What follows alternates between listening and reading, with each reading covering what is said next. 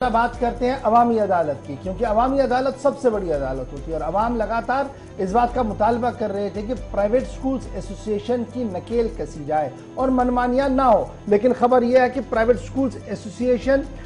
ने सरकार के साथ मिलकर मीटिंग्स की है। अब हुकूमत ने सालाना जो फीस और एनुअल चार्जेस की बात है उसको भी बढ़ाने को भी लगभग मंजूरी दे दी और कहा कि पड़ोसी रियासतों की तर्ज पर फीस और एनुअल चार्ज को बढ़ाया जाए। फीस फिक्सेशन कमेटी के साथ मशावरत के बाद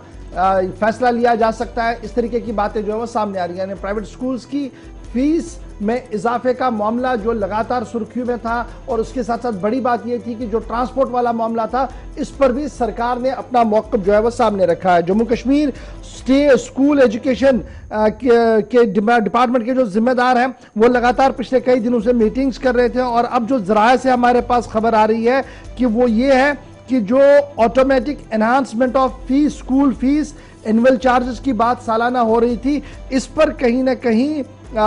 इत्तेफाक हो रहा है सरकार के अंदर और यह कहा जा रहा है कि in consultation with fees fixation committee आगे बढ़ा जा सकता है।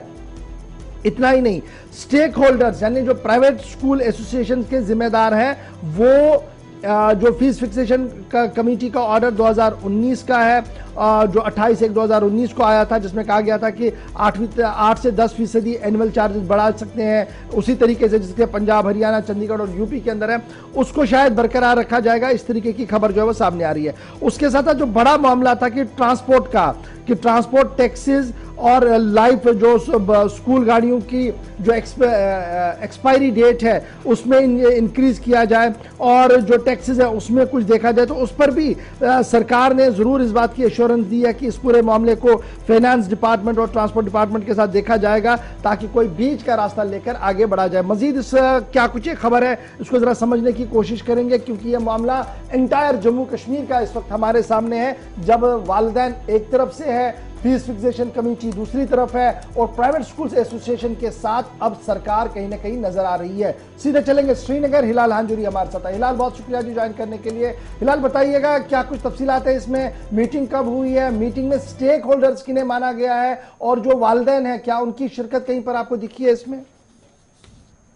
बिल्कुल गौहर, पहले यह बताना चाहेंगे कि जो ये मीटिंग थी ये जनवरी साल 2022 में होने वाली थी, लेकिन कुछ नामालूम वजूहात की बिना पर फिर ये 9 अप्रैल साल 2022 में हुई है। हालांकि इससे पहले भी हमने इस मीटिंग के हवाले से एक निशस्त की है, लेकिन इस मीटिंग के अंदर जो एजेंडा रखा गया था वो 7 नुकाती एजेंडा था और उसमें स्कूल की रिकग्नाइजेशन, ट्रांसपोर्ट और उसके साथ साथ एनुअल चार्जेस और फी फिक्सेशन कमेटी का वो ऑर्डर जो 28 जनवरी साल 2019 को जारी किया गया था, जिसमें कहा गया था कि अब एनुअली हर स्कूल 6% के हिसाब से अपना ऑटोमेटिक मोड पे जाएगा और 6% के हिसाब से उनकी फी एनहांसमेंट जो है वो हो जाएगी। लेकिन फिर उसी ऑर्डर को जो साल 2019 में 28 जनवरी को फी फिक्सेशन कमेटी की जानिब से निकाला गया था, उसको फिर साल 2021 में फरवरी के महीने में रिवोक किया गया, क्योंकि हालात कोविड के थे और कोविड के दौरान स्कूल बंद थे, तो उसकी वजह से विदाउट टेकिंग जो स्टेक होल्डर्स थे उनको ऑन बोर्ड लिए बगैर ही गवर्नमेंट ने उस ऑर्डर को, साल 2019 के ऑर्डर को वापस लिया। अब चूंकि यही एजेंडा प्राइवेट स्कूल एसोसिएशन का था, यही उनकी ग्रीवेंसेस थी कि उस ऑर्डर को रेस्टोर किया जाए, तो फिर एक मीटिंग हुई है प्रिंसिपल सेक्रेटरी के साथ जो 9 तारीख को हुई है। जो जराये के हवाले से हमें खबर मिली है उसके मुताबिक 7 नुकाती एजेंडा था, लेकिन मेन फोकस जो था वो इन्हीं चीजों पर था कि ट्रांसपोर्ट का फी कैसे रेगुलेट किया जाए और उसके साथ साथ जो पड़ोसी रियासतों के अंदर फीस स्ट्रक्चर है और जो तरीकाकार है, जो नज्म ज़ब्त है, उसी पर अमल पैरा हो जाए यहाँ के स्टेट भी, ताकि हम भी उन्हीं स्टेट्स के साथ आगे चल सके। तो उस नुक्ते पर अब जो प्रिंसिपल सेक्रेटरी हैं या जम्मू श्रीनगर जम्मू और कश्मीर के सरबराहान है स्कूल एजुकेशन के, उनके दरमियान जो ये मीटिंग हुई है इसमें कुल 19 लोग शामिल हुए और इन 19 लोगों में से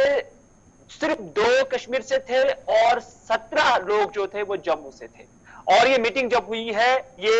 9 तारीख को हुई है और उसके बाद इनकी आराओं को, इनकी जो ग्रीवेंसेस थी या उनकी जो तजावीज थी उनको सुना गया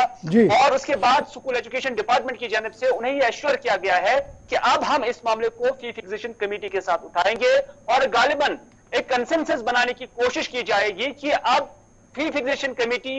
ये फी तय नहीं करे बल्कि एक ऑटोमेटेशन मोड में इस फी स्ट्रक्चर को लाया जाए ताकि एक ही बार ये सेट किया जाए कि एनुअल चार्जेस में कितना हर साल का इजाफा होगा और जो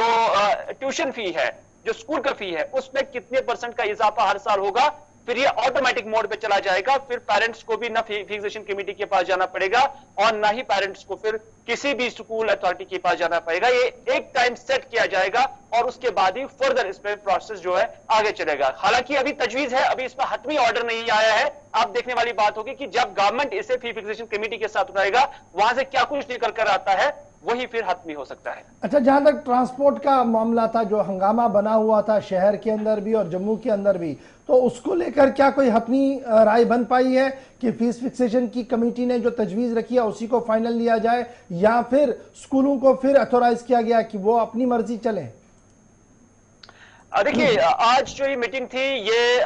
प्रिंसिपल सेक्रेटरी जो स्कूल एजुकेशन है उनके साथ थी, लेकिन जो ट्रांसपोर्ट का फी है उस पर जो ऑर्डर आया है वो फी फिक्सेशन कमेटी का आया है। तो इस तरह से स्कूल एजुकेशन पैरेलल इसमें कोई डिसीजन नहीं लेना चाहता है। तो इस तरह से जो उनकी ग्रीवेंसेस है फी ट्रांसपोर्ट फी के हवाले से भी, न सिर्फ इतना बल्कि जो उनकी गाड़ियों की लाइफ है उसके हवाले से भी और जो उसमें बाकी टैक्सेस होते हैं उसके हवाले से भी 2-3 नुकात प्राइवेट स्कूल एसोसिएशन की जानिब से उनके सामने रखे गए हैं। उस पर भी यही बात आ गई है कि हम कंसर्न बॉडी जो इसके लिए बनाई गई है, क्योंकि जो फी फिक्सेशन कमेटी है वो ऑनरेबल हाई कोर्ट के कहने पर बनाई गई है। तो इस तरह से सरकार नहीं चाहती है कि हाई कोर्ट की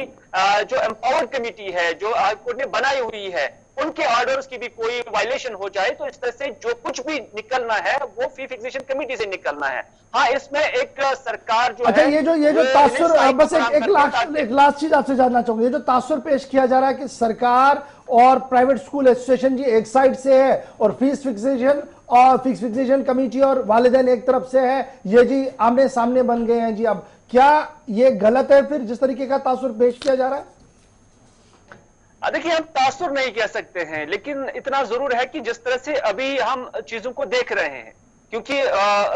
जो प्राइवेट स्कूल एसोसिएशन है उनके साथ सरकार शाना बशाना अभी चल रही है क्योंकि उनकी ग्रीवेंसेस को सुना गया है। लेकिन सरकार अपने जिम्मे इस चीज को नहीं लेना चाहती है कि कोई भी पैरेलल ऑर्डर निकाले, क्योंकि जैसे कि मैंने कहा कि जो फी फिक्सेशन कमेटी है ये ऑनरेबल हाई कोर्ट के कहने पर बनाई गई है। तो इस तरह से कोई भी फैसला जो सरकार को होगा वो कॉन्ट्राडिक्ट होगा हाई कोर्ट के ऑर्डर का। तो इस वजह से इन्हें कोई भी जो कंसल्टेशन होगी या कोई भी हाथ में फैसला जो आना होगा वो इस फी फिक्सेशन कमेटी की जानिब से, FFRC की जानिब से ही आना होगा। तो अब चूंकि पेरेंट्स जहां तक उनका ताल्लुक है उनका ज्यादा भरोसा फी फिक्सेशन कमेटी पर ही है, क्योंकि उससे ऑनरेबल हाई कोर्ट ने बनाया है। तो इस वजह से ये लगता है कि ये दो पहलू है, लेकिन किसी हद तक ये है भी, क्योंकि पेरेंट्स ज्यादा ओन जो है फी फिक्सेशन कमेटी को ही करते हैं और उनका कहना है कि सरकार हमेशा स्कूल एडमिनिस्ट्रेशन को, जो प्राइवेट स्कूल एसोसिएशन को ज्यादा फेवर करती है, पेरेंट्स का नहीं सुनती है। तो बहुत शुक्रिया जी हिलाल हमारे साथ ज्वाइन करने के लिए। बढ़ते हैं जी आगे।